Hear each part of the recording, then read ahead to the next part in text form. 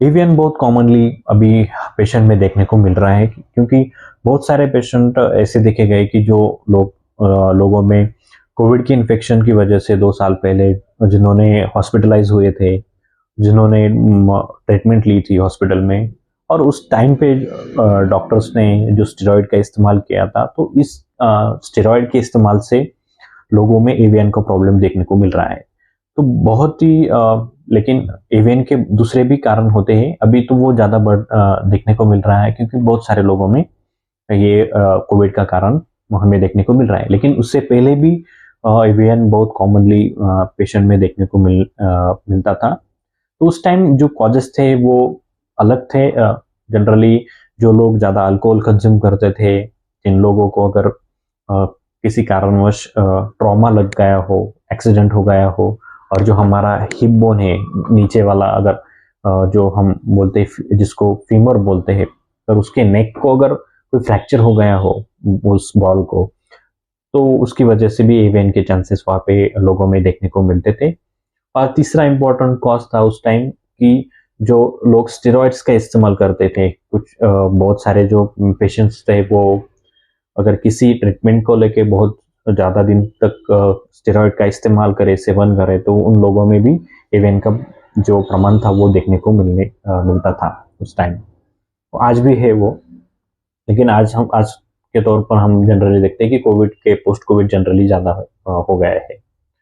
तो एवीएन को अगर है तो एवीएन कैसे होता है, उसको ट्रीटमेंट कैसे की जाए, तो आज हम उसको देखने वाले। तो देखिए, जो हमारा जो हिप बोन होता है वो दो टाइप के बोन से हम बनता है। एक हिप बोन होता है, एक पैर में जो बोन है जिसको फीमर बोलते हैं, और फीमर के जो जो अपर पार्ट होता है जिसको हेड ऑफ फीमर बोलते हैं, जिसमें जो बॉल एंड सॉकेट टाइप का जो वैरायटी होती है, तो वो इन्वॉल्व होती है एवीएन में। जो बॉल होता है वो नीचे वाला वो इन्वॉल्व हो जाता है। बहुत बार जो ब्लड सप्लाई होती है जो बोन की, फीमर बोन की, पैर के बोन की, तो उसमें जो ब्लड सप्लाई होता है वो जनरली अंदर से होता है। तो इसलिए जो न्यूट्रिशन सप्लाई होती है उस बोन की वो अंदर से होती है। लेकिन जो हेड का जो अपर पार्ट होता है, 20% अपर, 20% ऊपरी वाला, तो उसको ब्लड सप्लाई बाहर से आती है, बोन के बाहर से आती है। इसलिए बहुत बार अगर हम जो कॉजेज देखें कि ट्रॉमा की वजह से अगर उस ब्लड वेसल में कोई कॉम्प्रेशन आ गया हो, उसको इंजरी हो गई हो ब्लड वेसल को, जरो अगर जो लोग अल्कोहल ले रहे हैं, तो उसकी वजह से भी वहाँ पे वो ब्लड वेसल ब्लॉक हो जाती है, बंद हो जाती है, जिसकी वजह से भी आगे का जो ब्लड सप्लाई है वो बंद हो जाता है। अगर आगे का ब्लड सप्लाई बंद हो गया तो जो हेड है, जो फीमर का हेड है, तो वहाँ पे जो 20% ऊपर वाला जो हिस्सा होता है हेड का, तो वो नेक्रोस होना चालू हो जाता है। तो एवीएन इसीलिए बोलते हैं अवैस्कुलर नेक्रोसिस। और वैस्कुलर मतलब जो ब्लड वेसल, अवैस्कुलर नेक्रोसिस मतलब उसका डेथ हो जाना। तो वहाँ के जो टिश्यूज होते हैं वो धीरे धीरे करके वो डिजेनरेट होना स्टार्ट हो जाता है। और बहुत बार अगर पेशेंट का अगर वेट अगर ज़्यादा हो अगर ज़्यादा है तो वो डिजेनरेशन ज़्यादा अर्ली हो जाता है।